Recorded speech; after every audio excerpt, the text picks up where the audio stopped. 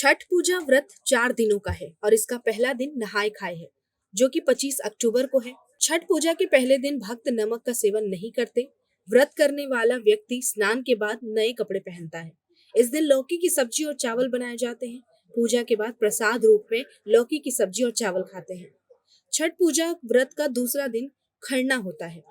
खरना में शाम को सूर्यास्त के बाद पीतल के बर्तन में गाय के दूध से खीर बनाते हैं। व्रत करने वाला व्यक्ति ये खीर खाता है, लेकिन खीर खाते समय अगर कोई उसे आवाज सुनाई दे तो वो खीर वहीं छोड़ देता है। इसके बाद पूरे 36 घंटों का निर्जला व्रत शुरू हो जाता है, यानी पूरे 36 घंटों तक व्रत करने वाला व्यक्ति पानी भी नहीं पीता है।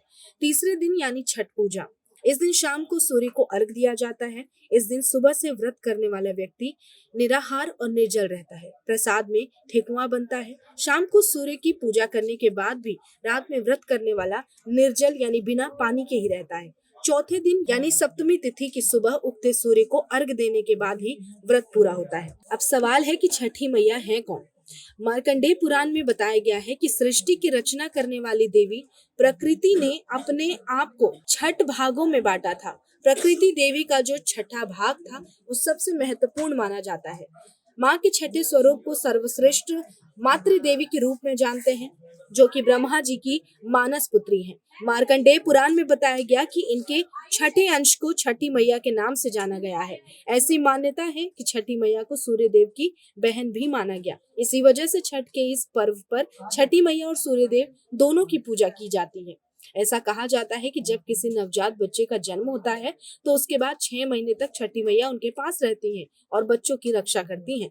छठ पर्व की जुड़ी एक पौराणिक कथा के अनुसार एक राजा था जिसका नाम प्रियवंत था, जिनके कोई संतान नहीं थी। इसके बाद महर्षि कश्यप ने पुत्रेष्टि यज्ञ कराकर उनकी पत्नी मालिनी को यज्ञाहुति के लिए बनाई गई खीर दी। इसी यज्ञ का प्रभाव हुआ कि उन्हें संतान की प्राप्ति हुई, लेकिन वो मरी हुई थी। राजा प्रियवंत बच्चे के वियोग में प्राण त्यागने लगे। उस वक्त ही वहाँ देवसेना प्रकट हुई और कहा कि हे राजन, आप मेरी पूजा करें और बाकी लोगों को भी मेरी पूजा के लिए प्रेरित करें।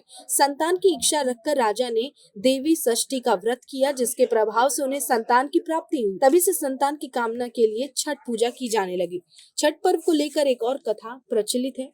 जब पांडव सारा अपना राजपाट हार गए थे, तब भगवान कृष्ण ने द्रौपदी को छठ व्रत करने को कहा था। द्रौपदी ने छठ का व्रत किया और उनकी मनोकामना पूरी हुई और पांडवों को अपना राजपाट वापस मिल गया। छठी मैया से जुड़ी यानी छठ माता से जुड़ी और भी कई मान्यता है। माना जाता है कि प्रकृति ने खुद को 6 भागों में बांटा था। इनमें छठे भाग को मातृ देवी कहते हैं और छठ माता को ब्रह्मा जी की मानस पुत्री मानी जाती है। देवी दुर्गा के छठे स्वरूप यानी कात्यायनी को भी छठ माता कहते हैं। छठ माता सूर्य देव की बहन है और इस वजह से भगवान सूर्य के साथ छठ माता की पूजा की जाती है।